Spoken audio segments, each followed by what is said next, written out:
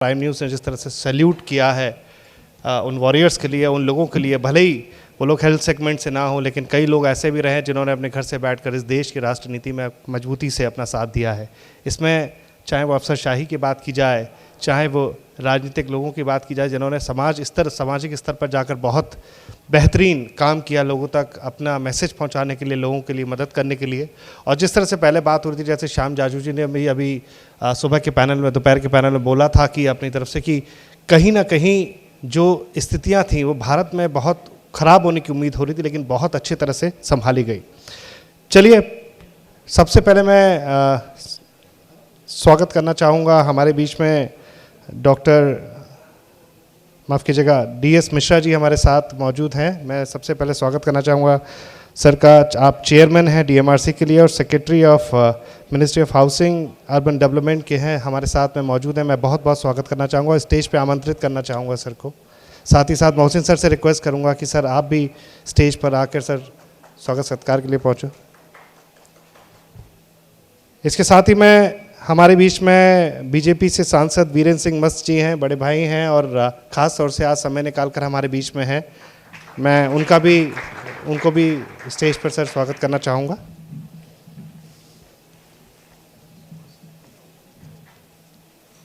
तालियों की गड़गड़ाहट चलनी चाहिए, लग रहा है कि लोग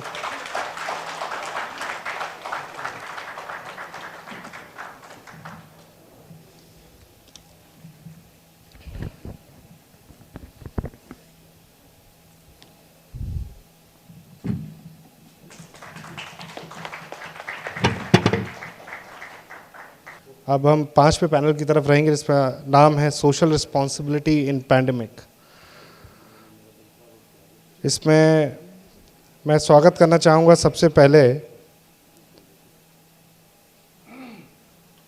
पूरन डाबर जी का। नितिन गोयल हमारे साथ मुंशी पन्ना मसाला उद्योग से हमारे साथ स्पेशली आगरा से यहाँ तक का सफ़र तय करके आए हैं। ये वो समय था जब मज़दूर और तमाम वो लोग जो अपने इंडस्ट्रीज़ पे डिपेंडेंट थे, और लॉकडाउन का वो टाइम था जहाँ पर आप लोगों ने पूरी कोशिश की।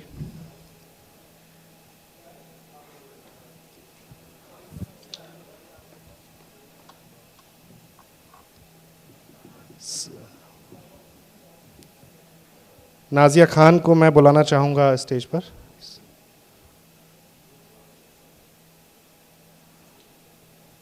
आप महाराष्ट्र मुंबई से हैं और ख़ास तौर से हर्बल्स में स्पेशली बहुत ट्रेमेंडस काम किया है पिछले कुछ ये जो महीनों में। और आखिर में मैं बुलाना चाहूँगा सौरभ जैन हमारे बीच में मौजूद हैं। आप वर्धमान महावीर हेल्थ केयर से हैं, पंजाब से स्पेशली हमारे बीच में हैं Saurabh Jain ji. Prime warriors against corona के नए पैनल के साथ, और इस सेशन का टॉपिक का है सोशल रेस्पॉन्सिबिलिटी इन पैंडेमिक। और हमारे साथ मौजूद हैं कई सीनियर व्यक्ति जिनसे हम बात करेंगे कि असल में सामाजिक जिम्मेदारी पैंडेमिक के दौरान होती क्या है और क्या होनी चाहिए, जिम्मेदारी ये कैसे तय हो। तमाम क्षेत्र से जो लोग आते हैं हमारे साथ मौजूद हैं। शुरुआत में करना चाहूँगा पूरन डाबर जी, क्योंकि आप एक सामाजिक बिजनेसमैन होने के साथ साथ आप एक सामाजिक कार्यकर्ता भी हैं। कोरोना के दौरान आपने ज़बरदस्त कार्य किए समाज के सुधार के लिए, और जब लोग हम देख रहे थे भूख से तड़प रहे थे, उस वक्त आपने खाना पहुंचाने का काम किया, उन्हें जागरूक करने का काम किया, दवाइयाँ पहुंचाने का काम किया। तो असल में अगर हम बात करें समाज में समाज की जिम्मेदारी क्या होती है एक महामारी के दौरान, जो जिम्मेदार लोग हैं वो अपनी जिम्मेदारी को कैसे समझें, कैसे निभाएं, ताकि समाज का वो तबका जो वंचित है, जो गरीब है, जो किसी भी कारण से अगर अपनी ज़रूरतों को पूरा नहीं कर पा रहा है, और ख़ास तौर से महामारी के दौरान जब सुख सुविधाओं की बड़ी कमी होती है, उस वक्त समाज के एक जिम्मेदार नागरिक होने के नाते क्या जिम्मेदारी बनती है, क्या आपने निभाई और आगे क्या जिम्मेदारी निभाएंगे? देखिए, कोई भी समय हो, विशेष तौर पर जब महामारी की हम बात करते हैं, तो कभी भी मात्र सरकार पर निर्भर नहीं रहा जा सकता। समाज की जिम्मेदारियों को समाज के व्यक्तियों को मिलकर के ही लेना होगा, और ये इस पेंडेमिक में हमको बखूबी देखने को मिला है। लोग खुद स्वतः सड़कों पर आए हैं बिना अपनी किसी तरह से परवाह किए हुए। हालांकि कोरोना की गाइडलाइन थी, लॉकडाउन था। लॉकडाउन में जब स्थिति लोगों ने देखी और विशेष तौर पर जब ये मजदूरों का माइग्रेशन हुआ, उस मजदूरों का माइग्रेशन को जिस तरह से मीडिया ने, आप लोगों ने उसको जनता तक रखा और इस दुविधा को, इस परेशानी को कोई भी देख नहीं पाया और सभी लोग, बहुत सारे लोग सड़कों पर आकर के जो कुछ भी संभव था।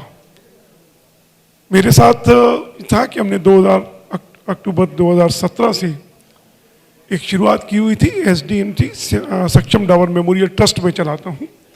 उसमें एक किचन की व्यवस्था की थी हमने, एक व्यवस्थित किचन है उसमें, जिसमें हर घंटे में 6000 रोटी बनाने की एक मशीन, राइस कुकर, अनटच्ड एक हाइजेनिक फूड बनता है। वो इस महामारी के समय काम में आया, जहाँ 2000 लोगों का हम लोग उसमें भोजन की व्यवस्था करते थे, 2000 से 3000 तक। वो हम 8 से 10,000 तक रोज लगातार उसमें पहुँचे और प्रशासन के और पुलिस थानों के माध्यम से उनको वितरित किया गया।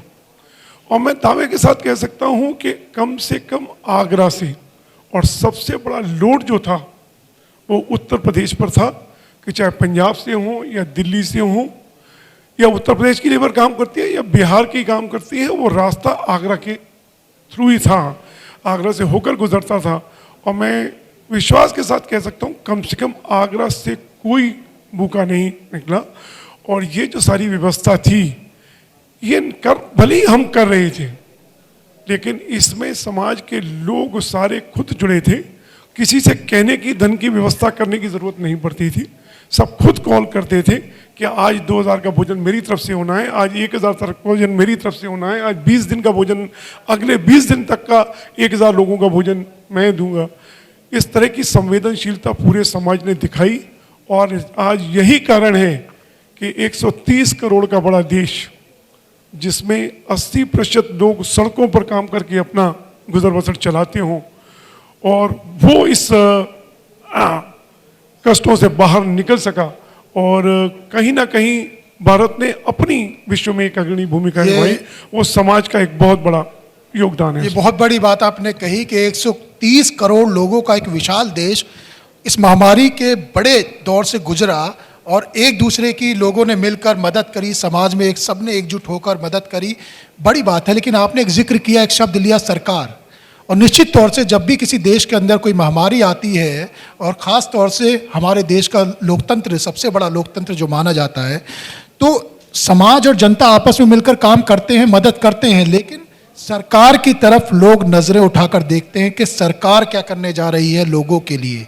और जब सरकार की बात आती है तो हमारे साथ मौजूद हैं यहाँ पर सरकार के वरिष्ठ एक सांसद मस्त जी, वीरेंद्र सिंह मस्त जी, उनके पास मैं आऊँगा। लेकिन उससे पहले, क्योंकि ब्यूरोक्रेसी का बड़ा अहम रोल रहता है, सरकार जो पॉलिसीज़ बनाती है उन पॉलिसीज़ को जनता तक पहुँचाने में ब्यूरोक्रेसी का अपना अहम रोल होता है। और हमारे साथ दुर्गा शंकर मिश्रा जी मौजूद हैं, DMRC के चेयरमैन हैं, सेक्रेटरी ऑफ अर्बन डेवलपमेंट हैं, हाउसिंग गवर्नमेंट के।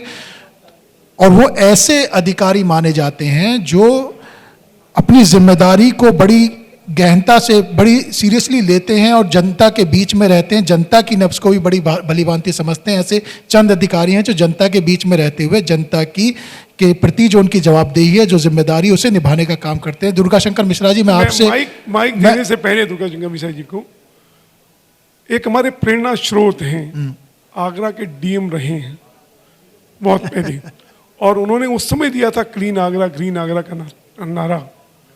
और जिस तरह की प्रेरणा के आगरा को दे करके गए हैं, निश्चित रूप से आगरा में बहुत सारे NGOs जो काम कर रहे हैं, आपकी प्रेरणा से काम कर रहे हैं। मैं अपना फर्ज समझता था कि मैं उसको एक्नॉलेज करूं। मैंने इसीलिए कहा प्रोग्राम की शुरुआत में ही कि आपने सिर्फ आगरा की बात करी। आगरा से आगे बढ़ते हुए ये उन चंद अधिकारियों में से हैं जो जनता के बीच में रहते हुए जनता की समस्याओं को सुलझाने के लिए अपनी तरफ से पहल करके उन समस्याओं को सुलझाने का काम करते हैं। और एक महत्वपूर्ण भूमिका जो इस वक्त इनके पास है, secretary of urban development and housing, उसके तहत आपने तमाम कार्य किए हैं जो हमने देखे हैं कोरोना काल के दौरान। हम चाहते हैं सर आप बताएं कि आपने कोरोना काल के दौरान किस तरीके से लोगों के लिए काम किया, मदद किया, सरकार की पॉलिसीज से जनता का फ़ायदा पहुंचाने के लिए कार्य किया और आगे क्या करने जा रहे हैं। बहुत बहुत धन्यवाद मोहसिन भाई। जैसा पूरन जी ने कहा, मैं 96 to 98 आगरा में जिलाधिकारी था। उस दौरान मुझे वहाँ की सेवा करने का मौका प्राप्त हुआ, बहुत कुछ सीखने का मौका मिला और वो धीरे धीरे जैसे होता है। अब आज मैं सचिव हूँ पिछले 4 साल से भारत सरकार में आवासन एवं शहरी कार्य मंत्रालय का, तो उन अनुभवों से ऊपर उठ करके आदमी बहुत कुछ काम पूरे देश भर के लिए करता है। ये मेरे लिए बड़ा सौभाग्य है कि अपने देश की सेवा का मुझे ये मौका मिला हुआ है। जहाँ तक आपने सरकार का सवाल किया कि सरकार ने इस जो वैश्विक महामारी, ये हमारे देश की नहीं है, पूरे दुनिया को घेर ली है और दुनिया के तमाम सारे ऐसे देश जो कि बहुत ही विकसित देश हैं, उनमें भी इस भयावहता के साथ, इस विभीषिका के साथ इसने जो पकड़ा उसको कैसे उन्होंने एड्रेस किया। आज पूरे दुनिया में भारत ने जैसे इसको एड्रेस किया, उसकी भूरी भूरी प्रशंसा हो रही है। एक वक्त था मार्च 1 साल पहले जब जाइए, मार्च 2020 में जब बड़ी तेजी से बढ़ रहा था और एक बहुत पैनिक हो गया था। तो मुझे तो वो दिन याद है जबकि हम लोग जब कलेक्टर हुआ करते थे, हम कर्फ्यू लगाते थे, जो एक जनता कर्फ्यू हुआ था, मैं समझता हूँ उतना बड़ा उदाहरण शायद होगा नहीं कि लोगों ने खुद कर्फ्यू लगा लिया। और उसके बाद जो लॉकडाउन हुआ, लॉकडाउन का जो ज़रूरत थी उस समय, इस समय फिर से दोबारा एक बार ये बढ़ रहा है, जो कोरोना का कहर बढ़ रहा है, लेकिन उस समय जो लॉकडाउन की ज़रूरत थी, क्योंकि हमारे पास कुछ भी नहीं था इसको एड्रेस करने के लिए, चाहे फेस मास्क हो, पीपी किट्स हो, मेडिसिन हो, आपको वेंटिलेटर्स हो, आईसीयू की व्यवस्था हो, तो कुछ भी नहीं था। मैंने हम उस स्तर पे नहीं थे जिस स्तर पे तमाम सारे विकसित देश थे। और वहाँ पे हम लोग देख चुके थे कि क्या नज़ारा वहाँ पे, किस प्रकार का अनुभव वहाँ के लोगों को हो रहा है। ऐसे में लॉकडाउन के दौरान मैं समझता हूँ कि हमारा देश, माननीय प्रधानमंत्री जी ने ऐसा दुनिया में एक बहुत मजबूत देश के तौर पे उभरा है कि आज सब जगह हिंदुस्तान के बारे में लोग कहते हैं कि हमने अपनी वैक्सीन निकाल दी, हमने तमाम सारी दवाएं दुनिया को दी है, हमने तमाम सारे जो किट्स है, जो आवश्यक चीज़ें उसको हम दुनिया को दे रहे हैं। एक ऐसी चीज़ निकाली और इससे बहुत सारी पॉजिटिव चीज़ निकली। मतलब मैं कहता हूँ कि इसको एड्रेस तो किया ही किया, जो अपने देश में नहीं तो जिस प्रकार से लोगों के प्रेडिक्शन थे कि बहुत बड़ी संख्या में लोग मर जाएंगे, बहुत बड़ी संख्या में नुकसान होगा, ऐसा कुछ हुआ नहीं, बल्कि उसको बड़ी अच्छे से, और मैं समझता हूँ कि इसमें भारत सरकार में जो माननीय प्रधानमंत्री जी ने स्वयं उसकी पूरी नेतृत्व लिया, राज्यों के माननीय मुख्यमंत्रीगण, जो हमारे जो लोकल बॉडी, क्योंकि अर्बन लोकल बॉडी जो शहरी एरिया था उसमें बहुत ज़्यादा था, तो शहरों के हमारे मेयर साहबान, जो वहाँ के सभासदगण, वहाँ का जो म्यूनिसिपल एडमिनिस्ट्रेशन है, सब लोगों ने मिल करके इतना बढ़िया काम किया, कलेक्टर से इतना बढ़िया काम किया, जिसकी वजह से, और जो सबसे बड़ी चीज़, जैसा कि पूरन डावर जी ने कहा, आपने एक उदाहरण पेश किया आगरा में, ऐसे हमारे तमाम सारे शहरों में जो जनता की नुमाइंदगी लोग करते हैं, उन लोगों ने मिल करके आगे बढ़ करके सारा का सारा काम किया। अब जहाँ तक हमारे मंत्रालय का सवाल है, सबसे पहला तो क्वेश्चन था कि हर घर से जो कूड़ा निकलता है, अब कूड़ा तो निकलेगा, लोगों को डर था कि कूड़े के साथ उसे कोरोना हो जाएगा। तो इतने करीब 20-21 लाख हमारे स्वच्छता के रक्षक हैं पूरे देश भर में, उनको कैसे उससे दूर रखा जाए। तो पहले तो हम लोगों ने इसकी गाइडलाइन जारी की, किस प्रकार से आप करेंगे। और लगातार मैं समझता हूँ कि इस पूरे कोरोना के काल में जो सबसे बड़ी चीज़ मिली कि हमें पता चला कि देश ने पिछले 6 सालों में डिजिटल वर्ल्ड में कितनी प्रगति कर ली है। मैं घर में बैठे बैठे पूरे देश भर से कनेक्टेड होकर के सबसे बात कर सकता था, वैसे जैसे आज यहाँ पे कॉन्फ्रेंस हॉल में हम यहाँ पे बैठ कर के लोगों से बात कर रहे हैं। उसके बाद हमने जो हमारे शेल्टर्स फॉर होमलेस थे, ऐसे लोग जो बेघर वाले होते हैं, उनके तमाम 1 लाख से ज़्यादा लोग हमारे ऐसे शेल्टर्स फॉर होमलेस में पूरे देश भर में हैं। इन लोगों को मुफ्त में खाने के लिए 100 रुपये पर डे के हिसाब से हमने किया, और जब तक लॉकडाउन रहा तब तक ये उसकी व्यवस्था की। तमाम सारी जगह हमारे सेल्फ हेल्प ग्रुप्स, करीब आज की डेट में 50 लाख से ज़्यादा हमारे सेल्फ हेल्प ग्रुप के मेंबर्स हैं। इनमें लोगों ने इतना बढ़िया काम किया कि शहरों में अब मैं बड़े गर्व के साथ आज कह सकता हूँ कि 10 करोड़ से ज़्यादा हमने जो है फेस मास्क बनाए, इतनी तेज़ी से। मैंने जो काम हम ऐसे सोच नहीं सकते थे, उस समय ऐसी स्थिति में लोगों ने आगे बढ़ कर के काम किया। 5 लाख लीटर से ज़्यादा हमने सैनिटाइजर बनाए, हमने 5 लाख से ऊपर कहीं पीपी किट्स वगैरह बनाए हमने ऐसे। और सबसे बड़ी चीज़ कि लोगों ने रसोइयाँ, जो पब्लिक रसोइयाँ थी, हमारे सेल्फ हेल्प ग्रुप ने, कलेक्टर साहबान ने वहाँ पे राशन उपलब्ध करा दिया, और उसको लेकर के तमाम सारी रसोइयाँ बनी, और रसोइयों के माध्यम से लोगों को कोई खाने के बगैर न मरे। जो लोग तमाम सारे जो शहर छोड़ करके जा रहे थे, अपने गाँव को जा रहे थे, अपने छोटे कस्बे को जा रहे थे, उन लोगों को वहाँ पे खाने को मिले, इस बात की कहीं कोई तकलीफ ना होने पाए। ये भी एक बहुत बड़ा काम हुआ। हमारे जो सेल्फ हेल्प ग्रुप के लोगों ने तमाम सारी हमारी जो एक सर्विस स्टार्ट कर दी गई कि लोगों के घर घर में सब्जी पहुंचाना, फल पहुंचाना, दूध पहुंचाना, जो आवश्यक चीज़ें हैं, मेडिसिन पहुंचाना, वो कैसे करें, इसकी लोगों ने सेवा प्रारंभ कर दी। डायल इन सर्विस तमाम सारी जगह हुआ।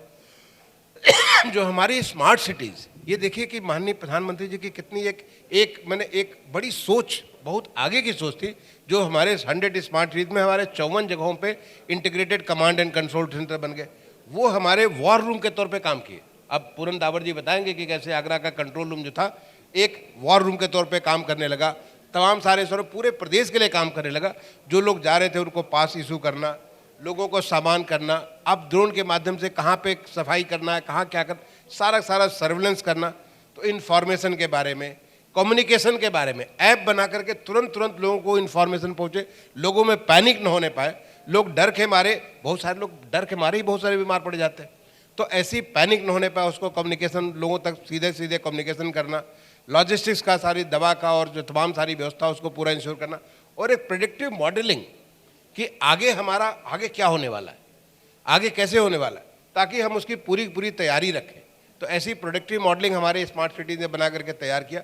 इसका बड़ा फायदा हुआ कि इसको पूरा का पूरा इसको नियंत्रण करने में जो स्मार्ट सिटी का एक्सपीरियंस था, मैंने जा करके अभी मैं हाल में कई सारे राज्यों में गया और हर जगह मुझे जानकारी मिली कि हमारी स्मार्ट सिटी ने एक लीड लिया और पूरे राज्य के लिए उन्होंने बहुत सारी व्यवस्था को, क्योंकि उनके पास एक टेक्नोलॉजी भी थी, उनको नया आज के वीक में इनोवेशंस, नई चीज़ें सोचने की थी, और बहुत सारे लोगों को, जो हमारे अच्छे जो बच्चे, क्रिएटिव बच्चे होते हैं, उन सबको उन्होंने पहले से जोड़ रखा था, स्टार्टअप जोड़ रखा था। इस सब का बहुत पूरा फायदा हुआ। दो बहुत बड़ी चीज़ मैं आपको बताऊंगा, जो कि ये एक बहुत बड़ी सोच है जो आप रियलाइज़ करेंगे। जब इस समय ये कोरोना का, जब हम लॉकडाउन से बाहर निकल रहे थे, उस समय ये हुआ कि हर एक मंत्रालय से कि कुछ ऐसी चीज़ें आपको क्या लर्निंग हुई जिससे कि आप इसको देश में उसको लोगों का व्यवस्था भला कर सकते हैं। हमारे मंत्रालय के द्वारा 2-3 चीज़ें हमने जो रखी और माननीय प्रधानमंत्री जी का हमें आशीर्वाद प्राप्त हुआ। सबसे पहला चीज़ जो है, जो हमारी स्ट्रीट वेंडर्स हैं, जो हमारी रेहड़ी पटरी पे काम लगाना, सबसे मैं समझता हूँ कि समाज के लिए, जो हमारी शहरी आर्थिक व्यवस्था, उसके लिए बहुत ही आवश्यक है। फल है, दूध है, साग सब्जी से लेकर के आइसक्रीम और खाने पीने का, जो चाट पकौड़ा, चाय, अंडा, ब्रेड, ऐसे तमाम चीज़ें, आवश्यक चीज़ें जो आपके घर घर में पहुंचाने वाले आवश्यक, वो सारी पहुंचाने वाले, ये हमारे रेहड़ी पटरी वाले करीब 40-50 लाख लोग पूरे देश भर में फैले हुए हैं, शहरों में फैले हुए हैं। इनके लिए जब हमने इनके बारे में जानकारी करनी चालू की, तो पता चला कि ये लोग तो 500%, 600% पे लोन लेते, सवेरे लोन लेते, शाम को पैसा वापस करते। बेचारे उनकी इतनी मुश्किल हालात में रहते हैं और वो बैंक जाते हैं, बैंक से उनको लोन नहीं मिलता है। उनके लिए एक नई व्यवस्था, पीएम स्वनिधि, प्रधानमंत्री स्ट्रीट वेंडर आत्मनिर्भर निधि, एक नई योजना का शुभारंभ किया गया इस कोरोना काल के दौरान। 1 जून को शुभारंभ किया गया और ये कम्प्लीटली IT बेस्ड सिस्टम है। मैं बहुत खुशी के साथ आप सबको बताना चाहूँगा कि आज की डेट में 41 लाख से ज़्यादा लोग अपना एप्लीकेशन इस स्कीम पे लगा चुके हैं। संभव नहीं था 1 जून से लेकर के आज हम बात कर रहे हैं मार्च में, 9 महीने में 41 लाख लोग, because completely IT supported system है। उसमें से 23 लाख से ज़्यादा लोगों का एप्लीकेशन सैंक्शन हो चुका है और 20 लाख से ज़्यादा लोगों को लोन मिल चुका है। यानी करीब 2000 करोड़ रुपए हमारे रेहड़ी पटरी के भाई बहनों को, जो इतना साधारण लोग हैं, इन लोगों को लोन मिल गया। एक अभूतपूर्व चीज़ हुई। और मैं जहाँ भी जाता हूँ, अभी मैं पिछले हफ्ते में इंदौर और उज्जैन के दौरे पे था, वहाँ मैं रेहड़ी पटरी वाले वो जो खरबूजे से वो उसका रस निकाल करके बेचते हैं या उसका चाय पकौड़ी खिलाते हैं, उनसे मैं बात कर रहा था। उनकी खुशियाँ देख के इतना, और जिस शहर में जाता हूँ मैं मिलता हूँ, लोगों से बात करता हूँ। अभी हाल में माननीय प्रधानमंत्री जी ने सारे पूरे देश भर में लोगों से बात किया था, हम लोग को चर्चा, इतनी खुशियाँ उन लोगों को जो बेचारे उन्हें पैसा नहीं मिलता था, आज उन्हें 10,000 रुपये। और सबसे अच्छी चीज़, वो डिजिटल पेमेंट सिस्टम पे आ गए। डिजिटल पेमेंट सिस्टम का मतलब कि उनको जो UPI के माध्यम से वो सारा खरीदते भी, बेचते भी हैं। यानी जनरल हमारी जो अर्थव्यवस्था है, उस अर्थव्यवस्था के साथ पूरी तरह जुड़ गए। आज उन्हें हम 10,000 रुपये का लोन दिए हैं। समय से वो लोन अदा करेंगे तो उन्हें जो है 20,000 रुपये, फिर 50,000 रुपये मिलेगा।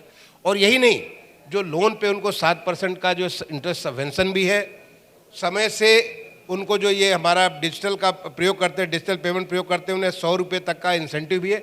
यानी कुल लोन एक तरह से 0 इंटरेस्ट पे उनको लोन मिल जाता। वो सारा फ़ायदा ले, तो उसका फ़ायदा सारे के सारे लोग ले रहे हैं। बहुत ही अच्छी एक मैसेज हमारे ऐसे लोग जितने पिछले 70 सालों में आज़ादी के बाद इस तबके को आज तक किसी ने छुआ नहीं था, और ये तबका हमारा जो कि बहुत अर्थव्यवस्था, इनको मैं तो इन्हें नैनो एंटरप्रेन्योर्स कहता हूँ, और इनसे कहता हूँ कि नैनो एंटरप्रेन्योर तो आप अभी हो, आप में एंटरप्रेन्योरशिप तो है। मैं तो बिजनेस नहीं कर सकता हूँ, मुझे कोई कहे कि चाय पकौड़ी की बिजनेस करो, मैं नहीं कर सकता हूँ, कुछ भी नहीं कर सकता, क्योंकि मेरी स्किल्स कुछ और है। इनमें रिस्क लेने की उनकी शिद्दत है, इनमें वो एंटरप्रेन्योर की व्यवस्था है। अगर वो और अच्छा करेंगे तो कल को वो छोटे एंटरप्रेन्योर बन जाएंगे, यानी मिनी एंटरप्रेन्योर बन जाएंगे, बाद में स्मॉल एंटरप्रेन्योर बनेंगे, वो आगे के लिए व्यवस्था बढ़ सकते हैं, जो आर्थिक सीढ़ी उसके ऊपर काफ़ी बढ़ सकते हैं। ये एक बहुत बड़ा फायदा हुआ। दूसरा, जो इतने सारे लोगों को हमने देखा कि बड़े शहरों से छोटे शहरों में या अपने गाँव में लोग शिफ्ट कर रहे थे, क्यों जा रहे थे? क्योंकि वो रह रहे थे इनफॉर्मल सेटलमेंट में रह रहे थे, वो झुग्गी झोपड़ियों में रह रहे थे, वो ऐसे जगह रह रहे थे जहाँ पे इतनी तंग गलियाँ थी, इतनी सारी दिक्कतें थी। एक तरफ तो कोरोना और दूसरे तरफ और भी सब सारी दिक्कतें थी। इस वजह से उनको लगा कि मैं अपनी पहले तो जान बचाऊं, जान है तो जहान है, पहले हम जान बचाऊं, उसके बाद हम आकर के करेंगे। और नतीजन ये कि जब उनके बारे में हमने अध्ययन किया और अध्ययन करके जो चीज़ एक रखा माननीय प्रधानमंत्री जी के सामने कि क्यों नहीं हम लोग एक एफोर्डेबल रेंटल हाउसिंग कॉम्प्लेक्सेस की योजना शुरू करें। और ये योजना जो है जो चालू की गई ताकि गरीब लोग जो है अर्बन पुअर या अर्बन माइग्रेंट, उनके लिए स्कीम लाई गई। और मुझे खुशी है, इसको हम लोग अगस्त के महीने में शुरुआत की है और अभी तक ऑलरेडी करीब 4000 से ज़्यादा हमारे ऐसे जो पुराने मकान जो बने हुए थे, जो कि कंप्लीट थे लेकिन कोई खाली नहीं था, उसको अफोर्डेबल रेंटल हाउसिंग कॉम्प्लेक्स के तौर पे तमाम शहरों में हो चुके हैं। अभी हाल में हमने लोगों को एक मौका दिया, एक इंसेंटिव स्कीम के तहत करीब 80,000 लोगों के एप्लीकेशन हमें प्राप्त हुए। मुझे लगता है कि ये स्कीम से लोगों को जहाँ पे जैसे कि स्कूल के यूनिवर्सिटी के बच्चे हैं, अब बच्चों को नहीं मिलता तो जाकर के अपना पैसा बचाने के लिए ऐसी जगह पर रहते हैं, तो इन बच्चों के लिए, मजदूरों के लिए, जो हमारे तमाम सारे लोग आते हैं शहरों में आते हैं, उनके लिए इस जगहों पे रहने की जगह, उनके लिए एक अच्छा डिग्निफाइड ऐसी जगह, साफ़ सुथरा अच्छी जगह मिलेगी। वो भी एक बहुत बड़ा मैं समझता हूँ उसका फ़ायदा हुआ। तो सरकार ने एक बहुत ही, मैं समझता हूँ कि हेल्थ के अलावा, मैं तो नॉन हेल्थ चीज़ों के बारे में बात कर रहा हूँ, काफ़ी कुछ इसमें एक्शन लिया है और इसका नतीजा है कि देश में लोगों को सब कुछ साफ साफ दिख रहा है कि कैसे हमने इसको कॉम्प्रिहेंसिवली एड्रेस करने की कोशिश की। चलते हैं वीरेंद्र सिंह मस्त जी के पास, क्योंकि जब भी कोई पेंडेमिक टाइम आता है, जब भी कोई महामारी का समय आता है, तो सामाजिक जब जिम्मेदारी की बात होती है तो जनता अपने प्रतिनिधि की तरफ ज़रूर देखती है। सरकार से उम्मीद होती है लेकिन प्रतिनिधि उनके ज़्यादा करीब होता है। और वीरेंद्र सिंह मस्त जी को जितना मैं जानता हूं, वो सांसद बनने के बाद भी दिल्ली में कम और अपनी जनता के बीच में क्षेत्र में ज़्यादा रहते हैं। और हमने कोरोना काल के दौरान भी देखा कि आप अपने क्षेत्र में लोगों के बीच में रहे। किस तरह के से लोग आपके पास आते थे या अपनी परेशानियां बताते थे, या आपने वहां पर किस तरीके से लोगों की मदद करी, या लोगों से आप क्या कहना चाहते हैं, हम भी जानना चाहेंगे वीरेंद्र सिंह मस्त जी कि आपके क्षेत्र में खास तौर से कोरोना काल के दौरान आपने किस तरीके से अपनी जिम्मेदारी का निर्वहन किया।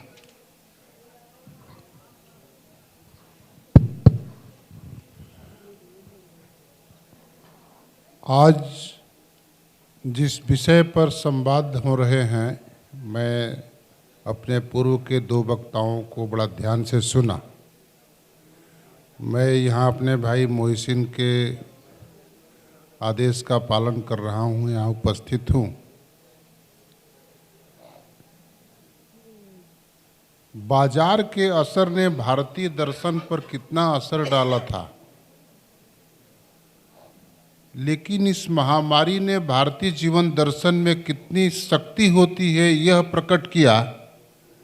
ये दुनिया इसको मान गई कि भारतीय जीवन दर्शन, भारतीय दर्शन और भारतीय दर्शन से निकलने वाली सामाजिक, आर्थिक, राजनैतिक और सांस्कृतिक गतिविधियां कितनी शक्तिशाली होती हैं। इस कोरोना महामारी ने दुनिया को यह चुपचाप बता दिया। अभी हमारे मिश्रा जी अपने शासन के तरफ से हमने किस महामारी में किस किस तरह की समाज की सेवा की है और किस तरह की एक सरकार की और शासन की योजनाओं को इस महामारी काल में उन तक पहुंचाया है, और उन लोगों का किस तरह का भरोसा शासन के प्रति पैदा हुआ है, सनातन परंपरा में, भारतीय दर्शन में शासन का यही कर्तव्य है और इसी तरह का शासन होना चाहिए। हमारे भारतीय दर्शन में शासन की जो व्याख्या की गई है, यही की गई है। उपनिषद का एक सूत्र है, परोपकारेव सज्जनानां विभूतयः। परोपकार ही सज्जनों की विभूति है और शासन को इस बात का ध्यान रखना चाहिए। शासन समाज का जब तक भरोसा नहीं रहता है, मैं बहुत दिन से पार्लियामेंट में हूँ, 1991 से मैं इस बात को कह सकता हूँ बहुत भरोसे के साथ कि कोई शासन, यह सरकार कोई समझती हो कि हम ही सब कुछ कर लेंगे, मुझे उस मामले में अभी भी मैं संकोच करता हूँ। शासन, प्रशासन और समाज, ये प्रशासन के अधिकारी हैं, हम शासन के संबंधित लोग हैं और ये बैठा हुआ समाज। तीनों जब तक संयुक्त रूप से कोशिश नहीं करते हैं, मैं नहीं समझता हूँ कि भारतीय तंत्र में उस काम को हम आगे बढ़ा सकते हैं। शासन, प्रशासन और समाज ही हम अपने तंत्र को किसी भी समाज तक उसके लाभार्थी बनाने में योजना करते हैं। जहाँ तक कोरोना के महामारी के बारे में मोहसिन भाई ने मुझे कहा, जब विकास के नाम पर प्रकृति का असंतुलित शोषण होता है तो इस तरह की प्राकृतिक विद्रोह होते रहे हैं। ये पहला नहीं है कोरोना, इसके पहले प्लेग हुआ, फ्लू हुआ, हैजा हुआ, कि वो प्राकृतिक विद्रोह है। तो हम अपने जीवन को कैसे प्रकृति से जोड़कर रख सकते हैं? इस कोरोना महामारी ने प्रकृति से दूर अपने जीवन को रखने वाले लोगों को बता दी। जो लोग ये समझते रहे हैं कि हम वातानुकूलित भवन में ही बहुत स्वस्थ रहेंगे, उनको बता दिया कि शीत, धूप और खुली हवा में भी रहना जीवन के लिए कितना लाभदायक है। मैं अपने क्षेत्र में जब कोरोना महामारी प्रचंड रूप धारण किए हुए थे, मैंने लोगों से कहा कि सूर्योदय के पहले अपने नींद से उठ जाओ और सूर्य की किरणें जो शरीर में, खुले शरीर में पड़ती हों, उसको ग्रहण करो। कोई किसी पैसे की जरूरत नहीं। प्रकृति ने जितना भारत को दिया है, दुनिया में किसी देश को नहीं दिया। और मैं कह सकता हूँ, मैं किसान हूँ, देहाती आदमी हूँ, जितना जानता हूँ उस पर भरोसा है कि इस जो बात हमारे पूर्व के वक्ताओं ने कहा कि इस तरह सहयोग किया है, भारतीय परंपरा का हिस्सा है।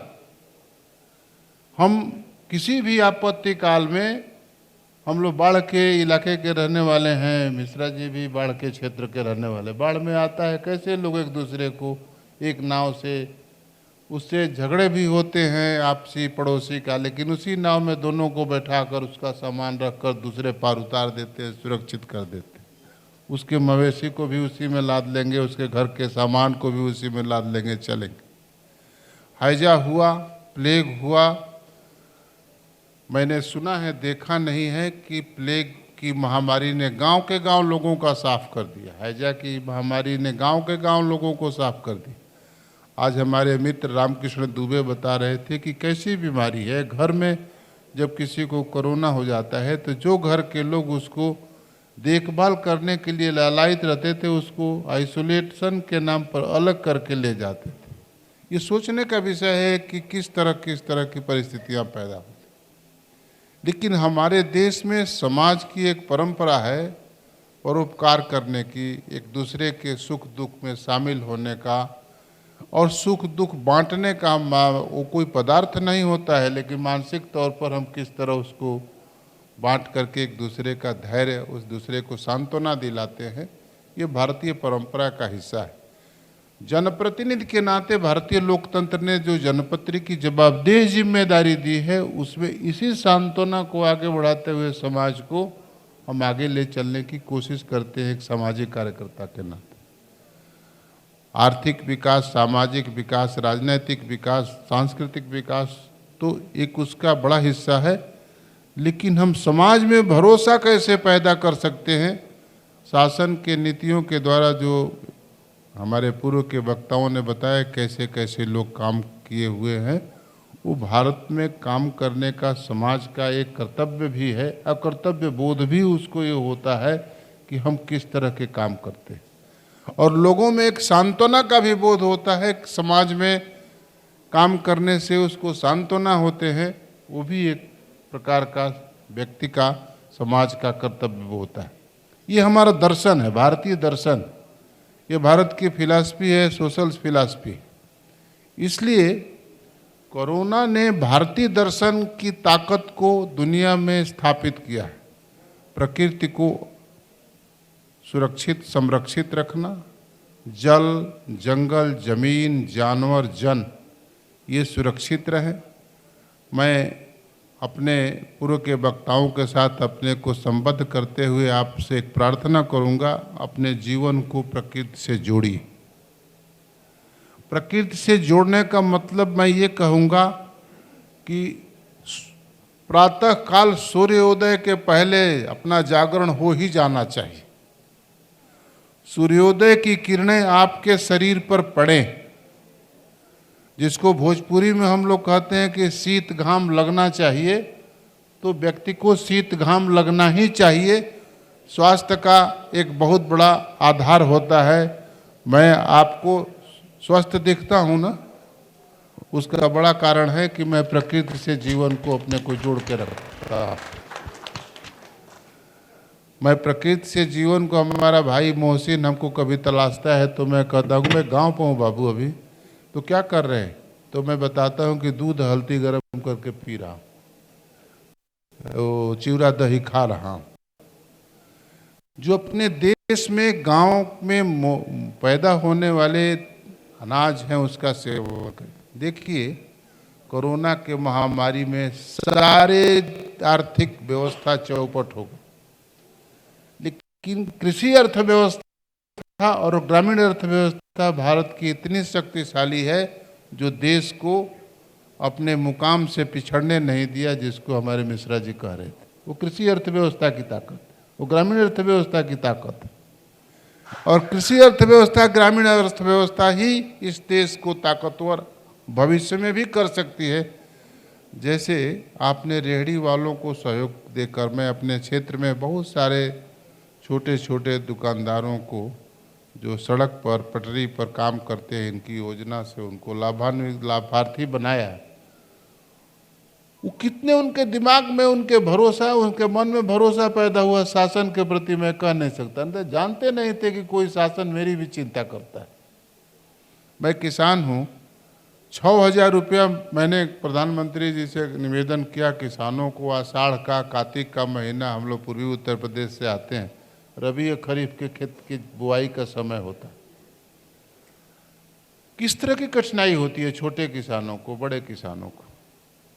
लेकिन 6,000 रुपया सालाना जाता है तो उसका कार्तिक का महीना, आषाढ़ का महीना, एक परिवार में जितने खतौनी में नाम है लोगों को मिल जाता है, तो कोई कठिनाई नहीं होती, तो भरोसा पैदा होता है।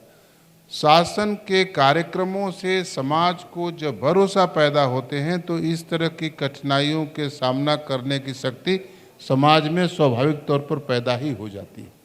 समाज को शासन से इतनी ही अपेक्षा होती है, बहुत अपेक्षा नहीं होती।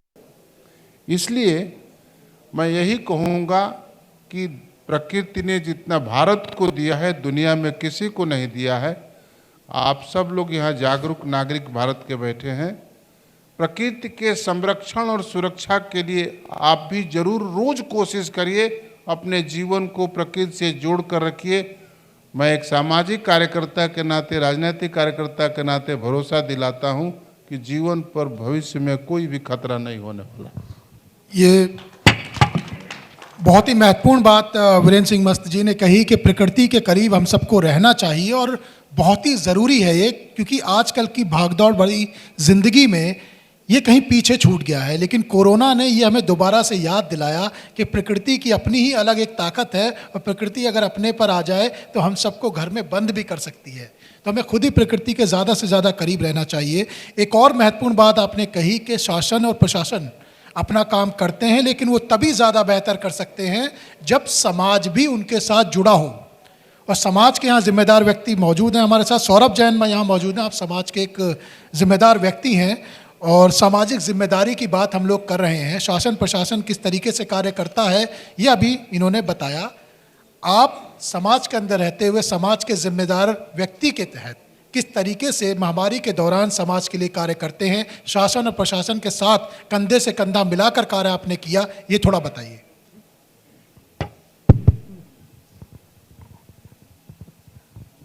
मैं आपका सौरभ जैन पटियाला पंजाब से हूं और एक छोटा सा अस्पताल वर्धमान महावीर हॉस्पिटल चलाता हूं।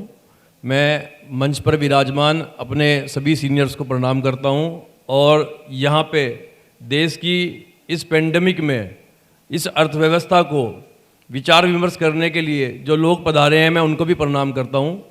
और सबसे बड़ा प्रणाम मैं इस 130 करोड़ देशवासियों को प्रणाम करता हूं प्राइम न्यूज़ के माध्यम से, जिन्होंने इस कोरोना की महामारी में भूखे रह के और अपने परिवारों के महत्वपूर्ण मेंबरों को खो के भी संयम बना के रखा। मैं एक बार फिर से उस पूरे देश की जनता को प्रणाम करता हूँ। प्रणाम करता हूँ उस पंजाब की धरती को, प्रणाम करता हूँ उस मजदूर को, प्रणाम करता हूँ उस लेबर क्लास आदमी को जिसको दिहाड़ी भी नहीं मिली, जिसको अपने घर बैठना पड़ा और वो अपने बच्चों का कैसे पेट पालता रहा। मैं उनको प्रणाम करता हूँ।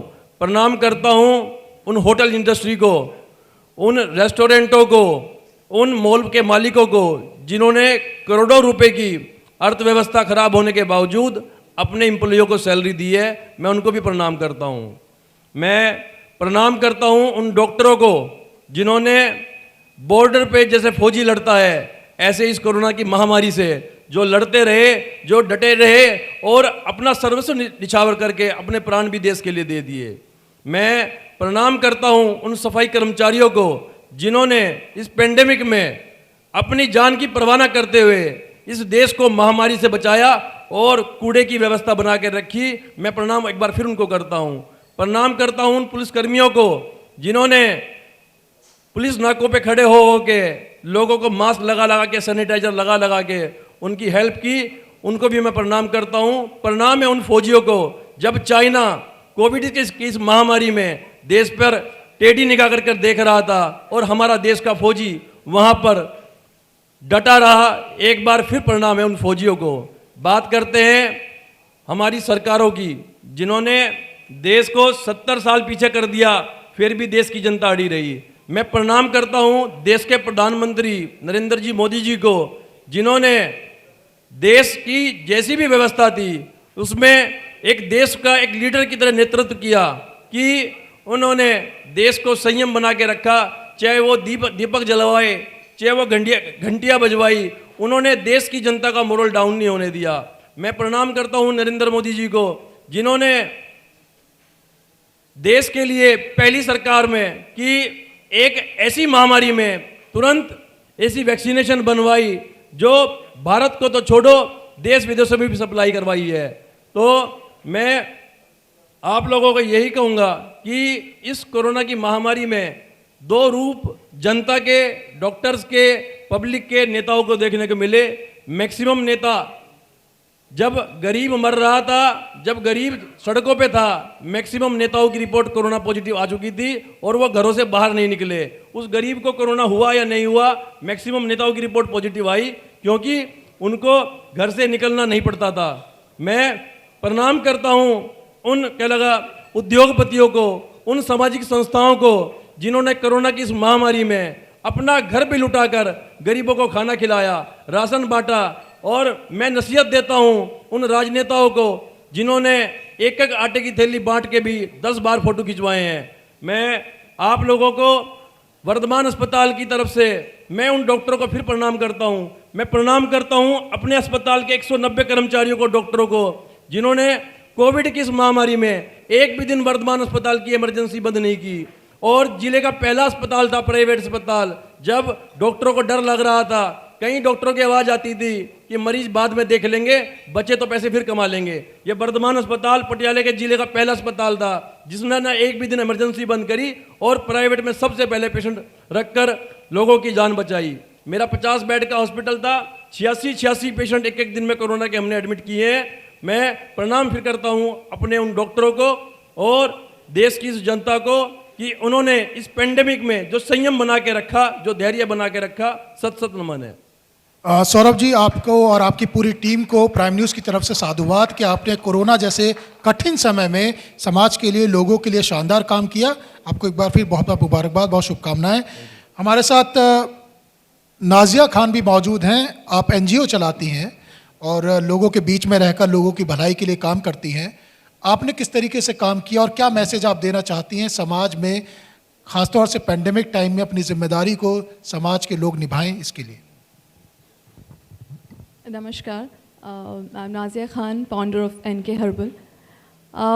मैं समझती हूँ भूख से बचोगे तो कोरोना से लड़ोगे।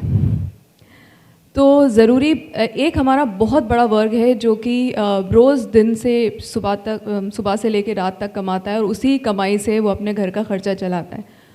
तो उस वर्ग को हम नहीं भूल सकते, मतलब उस वर्ग पे हमारा पूरा ध्यान होना चाहिए। और जैसे हमारी कंपनी जो एनके हर्बल फॉर जो है, उस टीम ने उस वर्क को टारगेट किया। तो हमने जितने भी स्ट्रीट पर जो रोज़मर्रा का काम करने वाले लोग थे, जिनकी ब्रेड एंड बटर रोज़ की कमाई होती थी, जो वो नहीं कर पा रहे थे और उस वजह से उनको खाने पीने की बहुत परेशानी थी, तो हमने सिर्फ उन्हीं लोगों को टारगेट करके उनका इन सब चीज़ों का ध्यान रखा। और हमने इसको एक पॉजिटिव वे में भी लिया कि ये एक बहुत अच्छा मौका है नेकी कमाने का, पुण्य कमाने का। हम उस तरह से भी इसको देख सकते हैं कि जितना हो सके हमें अपनी तरफ से ज़रूरतमंद लोगों की मदद करना चाहिए। किसी का इंतज़ार नहीं करना चाहिए कि मतलब गवर्नमेंट नो डाउट कि सब कुछ सब कर रही है, लेकिन जो आपसे बन सकता है आप वो ज़रूर करें। बहुत ज़रूरतमंद लोग हैं आसपास जिनको खाने तक की भी उनकी रिक्वायरमेंट पूरी नहीं हो पाती है, तो बहुत ज़रूरी है कि आप उस वर्क का ज़रूर ख्याल रखें। बाकी सब जो गाइडलाइंस आती हैं उसको इम्प्लीमेंट करें, अप्लाई करें, लेकिन ऐसा कुछ नहीं होना चाहिए कि कोई भी इस परेशानी से भूखा रह जाए। तो वो हम सबकी भी जिम्मेदारी बनती है कि हमें उस चीज़ का ख्याल रखना चाहिए। जो भी आपके आसपास या जो भी इस तरीके की परेशानी में हो, जिसके पास रोज़गार ना हो या कोई सोर्स ऑफ इनकम ना हो, तो एटलीस्ट उसे फूड तो प्रोवाइड कीजिए। बिल्कुल बिल्कुल।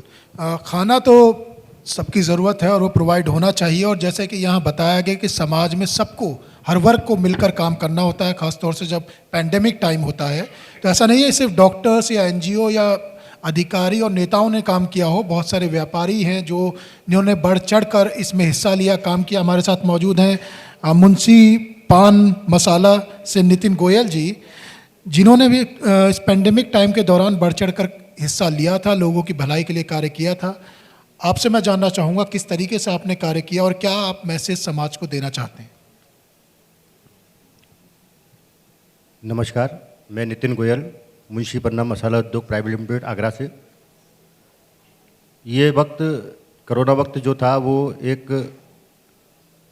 पूरी वैश्विक महामारी सभी के लिए बहुत कठिन वक्त था और पूरे शिद्दत से, पूरे उससे इसमें सभी पूरे देशवासियों ने अपनी अपनी सेवा का योगदान दिया और मजबूती से पूरे देश की शक्ति का प्रदर्शन भी पूरे विश्व के आगे रखा। हमारे मसाले का कार्य है और कोरोना में ह्यूमिडिटी बढ़ाने के लिए इससे बड़ा महत्वपूर्ण योगदान मसाले का भी रहा है। और जिस नेटवर्क के साथ हमारे कम से कम 200 से 250 डिस्ट्रीब्यूटर इस पूरे कार्य में, सेवा में, और सभी जो रेस्टोरेंट वगैरह थे या ढाबे वगैरह थे पूरे आगरा के सराउंडिंग 200 किलोमीटर एरिया में, जिन लोगों ने एक सेवा के रूप में हम लोगों को योगदान दिया, उन्होंने अपनी किचन वगैरह जो हमको प्रोवाइड कराई और जिस तरीके से पूरा सभी ने एकत्र होके, सभी जो शहर से पलायन कर रहे थे सारे मजदूर, उनके लिए खाने की व्यवस्था, रहने की व्यवस्था के लिए जो कार्य किया, वो भी एक बहुत सराहनीय कदम था। और हमारे पास जो जितनी भी ट्रांसपोर्टेशन की गाड़ियों की व्यवस्था, जिससे सरकार के द्वारा मदद से हम लोगों ने उसमें भी पूरी एक कैंपेनिंग को भी पूरे शहर में चलाया, जहाँ जहाँ मंदिर बस्तियाँ थीं, जहाँ आटा, दाल, चावल और मसाले की व्यवस्था कराई गई, तो उसमें सभी स्टाफ ने भी एक तरीके से बढ़ चढ़कर हम लोगों का बहुत बहुत योगदान दिया। इस सेशन को हम वाइंड अप करें उससे पहले, क्योंकि शासन और प्रशासन से हमारे साथ दो बहुत ही महत्वपूर्ण व्यक्ति मौजूद हैं, तो इस सेशन को वाइंड अप करने से पहले दोबारा से मैं आपके पास एक एक करके आना चाहता हूं, क्योंकि कोरोना की सेकंड वेव आ गई है और लोग डरा हुआ अपने आप को महसूस कर रहे हैं, डरे हुए हैं कि कहीं दोबारा से सेकंड वेव में उनका काम धाम तो खत्म नहीं हो जाएगा, कहीं इकोनॉमी दोबारा से चरमरा तो नहीं जाएगी। तो दुर्गा शंकर जी, मैं आपके पास आना चाहता हूं। सर, आपने बताया कि पहले वेव में जब कोरोना की पहली वेव आई थी, किस तरह से आपके मंत्रालय ने कार्य किया, सरकार की जो अभूतपूर्व योजनाएं थी वो जनता के बीच में आपने चलाई, लोगों को फ़ायदा हुआ। आने वाले समय में आपकी क्या योजनाएं हैं कि जनता ना घबराए, कोरोना से लड़ने के लिए सरकार की तरफ से पूरी तैयारियां हैं, आपका मंत्रालय तैयारी करके बैठा है और लोगों को घबराने की ज़रूरत नहीं है, उनका काम चलता रहेगा, भरण पोषण होता रहेगा, सरकार है उनका ध्यान रखने के लिए। धन्यवाद मोहसिन भाई। देखिए, पिछले साल जब आज का ही वक्त था, अप्रैल 2020 का वक्त था, तो उस समय हमें बहुत कुछ मालूम नहीं था। आज 2021 में बहुत कुछ चीज़ जानकारी है और हमारी सारी की सारी व्यवस्था भी चुस्त दुरुस्त है, लेकिन जो हमें जानकारी है उसका पूरा पूरा हमें लाभ लेना चाहिए। जैसे अभी भी प्रेस्क्राइब्ड है कि हर एक को मास्क लगा के चलना चाहिए पब्लिकली, एक सोशल डिस्टेंसिंग 2 गज की दूरी मेंटेन रखनी चाहिए, और तीसरा हाथ को सैनिटाइज करते रहे, बिकॉज हाथ के माध्यम से ही आपको इन्फेक्शन लगता है। तो ये जो 3 जो मंत्र हैं, ये 3 मंत्र का पूरा पालन होना चाहिए। दूसरा, इसमें पैनिक होने की जरूरत नहीं है, क्योंकि इसमें देखिए कि अभी बड़ी तेजी से कल का जो डाटा था, लगभग 93,000 लोग इन्फेक्शन पाए गए, लेकिन अभी फर्टिलिटी कम है। एक प्रकार से जैसे बहुत सारे हमें वायरस डिजीजेस होते हैं, उसी प्रकार का ये भी वायरल है, लेकिन आवश्यकता है ये कि आप पैनिक ना होकर के तुरंत इसके लिए जो आवश्यक मेजर, जैसे कि अपने को आइसोलेट कर लें, अपने आप को क्वारंटाइन कर लें घर में। मुझे भी ये हुआ था, कोरोना हुआ था जस्ट दिवाली के पहले, अक्टूबर के एंड में हुआ था।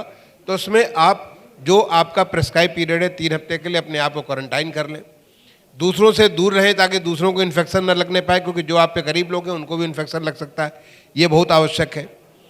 तीसरी, जहाँ भी आपका ऑक्सीजन लेवल घट रहा है, जहाँ आपको मेडिकल अटेंडेंस की जरूरत है, तुरंत मेडिकल अटेंडेंस के लिए इमीडिएटली आप इसको अगर करेंगे तो फिर आपको कोई फैटलिटी नहीं होगी। जो सबसे बड़ी बात, 2020 में हमारे पास वैक्सीन नहीं था, आज हमारे देश में वैक्सीन, और सबसे बड़े गर्व की बात है कि हमारे देश में बनी हुई वैक्सीन है, हमारे देश के वैज्ञानिकों ने बनाया, हमारे देश के लेबोरेटरी ने बनाया। करीब 7 करोड़ 60 लाख लोगों को वैक्सीन लग, रोज करीब 30 लाख या 30 लाख से ज़्यादा लोगों को वैक्सीन लग रही है। अभी तो हाल में 1 अप्रैल से 35 साल से ऊपर के लोगों को अलाउ कर दिया गया। तो मैं कहूँगा हर एक कोई, जो भी लोग इस एलिजिबिलिटी में आते हैं, पहला तो था जो हमारे जो कोरोना के वॉरियर्स थे, जो फ्रंट लाइन वर्कर्स थे, जैसे हमारे मंत्रालय के करीब 21 लाख जो सफाई कर्मी थे या म्यूनिसिपल कर्मी थे, उन सबको सारे के सारे लगा। ऐसे तमाम सारे जो मेडिकल और भी जो सुरक्षा से रिलेटेड पुलिस के लोग, इन लोगों को पहले लगाया गया। फिर उसके बाद 60 से ऊपर वालों को या 45 पर कोमॉर्बिडिटी को, अब 45 से ऊपर सबको अलाउ कर दिया गया। तो हमें जो वैक्सीन के सेंटर्स हैं, आपको मालूम है कि अपने को रजिस्टर कराइए, जाइए और जाकर के तुरंत लगाइए। आपके 2 डोज लगने हैं, पहला डोज और दूसरे डोज के बीच में, एक में आपको 4 हफ्ते का, दूसरे में 6 से 8 हफ्ते का गैप है। वो खुद ही आपको एडवाइस वहाँ से मेडिकल सेंटर से मिल जाएगा, आप जाके लगाएं, तो उससे कम से कम आपको या तो नहीं होगा, और होगा तो सीवियरिटी नहीं होगी, तो इसका फ़ायदा लें। अब इसके बाद जो है, मैं समझता हूँ कि जो पीछे एक कंटेनमेंट की जो बात की गई थी, लॉकडाउन की बात की थी, अभी जो चर्चा का विषय कि लॉकडाउन करने की आवश्यकता नहीं है। लोग स्वतः अपने आप को अगर कंट्रोल करेंगे तो अपने आप इस बीमारी का कोई बड़ा नुकसान, भयावह नुकसान नहीं होगा। मैं समझता हूँ कि हम लोग पूरी तरह से तैयार हैं, किसी प्रकार से पैनिक होने की आवश्यकता नहीं है, इसे एड्रेस करने की ज़रूरत है। वैसे ही जैसे कि आपको सामान्य सर्दी जुकाम या और किस्म की जो बीमारियाँ होती, उन बीमारियों को जैसे एड्रेस करते वैसे इसको एड्रेस करें। नंबर बढ़ रहा है, लेकिन फर्टिलिटी कम इसलिए क्योंकि हम लोग इसके बारे में बहुत कुछ जानकारी आपके पास है। तो मैं यही कहूँगा सारे लोगों को कि एक तो इसकी जो 3 मंत्र हैं, उस 3 मंत्र का फ़ायदा लीजिए, और जो तमाम सारे लोग हैं 45 साल के ऊपर वाले, निश्चित तौर से उससे बड़ा और कोई चीज़ नहीं हो सकता कि आप अपने आप को वैक्सीनेशन करा लें। मंत्रालय की तरफ से हमारे तमाम भारत सरकार की संस्थाएं पूरी तरीके से, राज्य सरकार या लोकल बॉडी हर एक पूरी तरह से मुस्तैद है। उनमें जहाँ कहीं भी फटीक है, मैं समझता हूँ कि वो फटीक भी जो भी हाल में एक माननीय प्रधानमंत्री जी ने सारे मुख्यमंत्रीगण के साथ मीटिंग की और भी ऐसी सब बातें होगी, उससे वो फटीक दूर होगा। सारे लोग मुस्तैद होकर के इस लड़ाई को लड़ेंगे और देश ने जो एक बड़ा अच्छा काम किया पीछे, उससे भी अच्छा काम आने वाले समय में करेंगे। बहुत बहुत धन्यवाद। आखिर में वीरेंद्र सिंह मस्त जी, क्योंकि एक महत्वपूर्ण सवाल है, हालांकि इस सेशन को ख़त्म करने के लिए मुझसे कहा जा रहा है समय का अभाव है, लेकिन ये बहुत महत्वपूर्ण सवाल हो जाता है। जैसा बताया अभी कि ये बहुत बड़ा सवाल है आज जनता के बीच में, और ये दुविधा भी है। जनता सोच रही है कि कहीं सरकार दोबारा से लॉकडाउन लगाने की तो नहीं सोच रही है, दोबारा से लॉकडाउन तो नहीं लग जाएगा। ये इस वक्त जनता के बीच में आम सवाल है। एक तो इसका जवाब आप दे दें और जनता ना घबराए सेकंड वेव से, वो लोग पैनिक ना हो, इसके लिए आप क्या कहना चाहेंगे? जिस वक्त जो प्राइम न्यूज़ पर लाखों करोड़ों लोग इस वक्त आपको देख रहे हैं, उनसे सीधे रूबरू होकर सरकार की तरफ से। पहले चरण में जो फैसला किए गए थे लॉकडाउन के, वह एक प्रयोग मैं कह सकता हूं कि बहुत हद तक सफल भी रहे, लेकिन उसके बाद के जो इस महामारी के अन्वेषण रिपोर्ट आए हैं, तो उससे बचने के कई उपाय तलाश लिए गए। उस समय मैं समझता हूं कि उपाय न तलाशने के कारण से लॉकडाउन ही एक ऐसा उपाय दिखा जिसको तुरंत लागू करना सरकार की जवाबदेह जिम्मेदारी हो गई और हुआ। अभी जैसे इससे बचने के लिए हमारे मिश्रा जी ने 3 उपाय 3 मंत्र के तौर पर बताया, वही सबसे बड़ा उपाय हो सकता है और है भी। इसलिए पूरे सोसाइटी को, पूरे देश को, पूरे दुनिया को इसी मंत्र का पालन करते हुए इस महामारी से बचने का उपाय का आधार बनाना चाहिए और उससे लड़ने का आधार बनाना चाहिए। शासन कई प्रदेशों में प्रदेश की जिम्मेदारी होती है, जहाँ तहाँ कुछ रात में कुछ कैसे लॉकडाउन देश के कई प्रदेशों में हो रहे हैं, कुछ कम समय में, कुछ थोड़ा बचने के लिए लोगों को, वो एक उपाय हो सकता है। लेकिन उससे कई उससे नुकसान भी हो रहे हैं। हम एकदम जीवन को ठप करके भविष्य की संभावनाओं को नहीं तलाश सकते। इसलिए उसी से रास्ता निकालने का एक उपाय ये बहुत बड़ा आधार मिल जाता है, जिसको 3 मंत्र के तौर पर हमारे मिश्रा जी ने उद्धृत किया है, और वही सक्षम उपाय है। और सरकार भी उसी उपाय के तरफ विशेष ध्यान देते हुए लोगों को संदेश भी दे रही है। बहुत बहुत धन्यवाद। और मुझे लगता है इन्हीं शब्दों के साथ इस सेशन का हम वाइंड अप करते हैं, और मुझे लगता है ये सेशन बहुत ही यूज़फुल रहा होगा जो हमारे प्राइम न्यूज़ के व्यूवर्स हैं जो देख रहे हैं इस वक्त, क्योंकि पैनिक होने की ज़रूरत नहीं है। अपनी तरफ से सावधान रहें और सरकार आपके लिए हाजिर है, समाज के लोग मौजूद हैं, बिल्कुल घबराने की ज़रूरत नहीं है, लेकिन अपने सावधानी बरतें।